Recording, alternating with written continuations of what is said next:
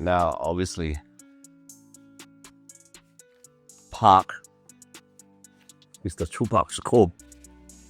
Is and has been and will always be my number one rapper forever. These are legendary stories, both good, bad, and ugly.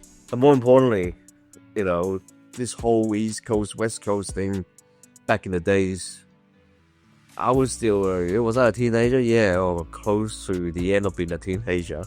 Around that time when it all happened back in 1996 or 1997. I was still at school. I remember I was in the in the computer room doing my homework. And then all of a sudden, I think it was through either Vibe magazine or some pop-up from one of the things that I was subscribed to that told us that Pac was gone, right? I think once again, the news weren't as fluid as they are now, right? Even back in 1996, being in Australia doesn't mean that we always get the latest hip-hop news or knowledge straight away, right? So maybe by the time I heard about him gone, he had already slept at the hospital for 5-6 days already, right? So it was a sad moment for me in a way where, not so much looking up to him, but it's the music and sound and being a university student and the preaching and the teaching that he did, the stories that we heard from how he went from Baltimore to death row and everything in between, and obviously the Source Awards. That was crazy. I still remember back in those days, it was more about how, it was the DVDs and CDs back then that we get to listen to,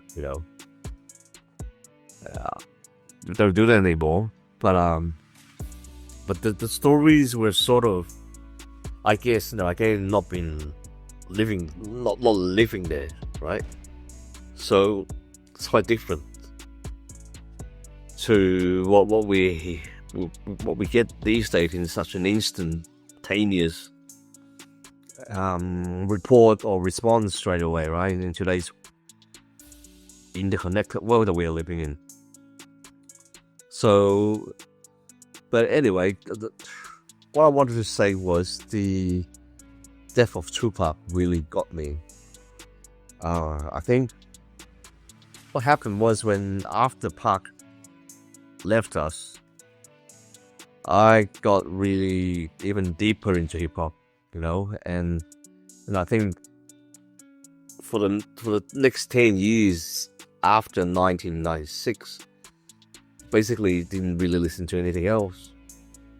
And then in 1997, I got to go to the US for the first time, West Coast, so California, Santa Monica. And that was,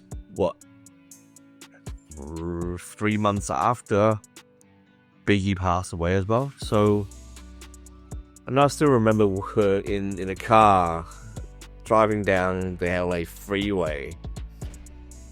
And on the West Coast, we were listening to 112's Only You with Biggie rapping, and it was interesting because, again, from Australia, we would have expected, oh shit, these guys are playing East Coast stuff on the LA freeway, man. But then the driver is in your shit. They were like, hey, music's music. But it was still quite surreal because it was barely a year since his passing.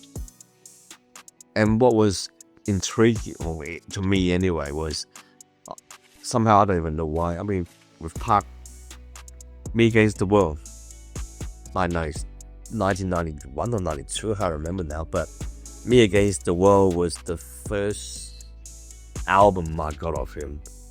And I still remember the CD cover. The packaging was beautiful. It had this transparent layer on top of it.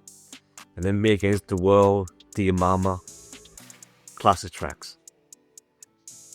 And then I got deep into All Eyes on Me, that double album. That was just crazy. You know, that blew up like nothing. I think that wasn't it the first rap double CD? If I'm not wrong, probably was. And then you've got Biggie with Life After Death afterwards, right? But Pac definitely had a strong impact on me when it comes to solidify my passion for hip-hop music and culture.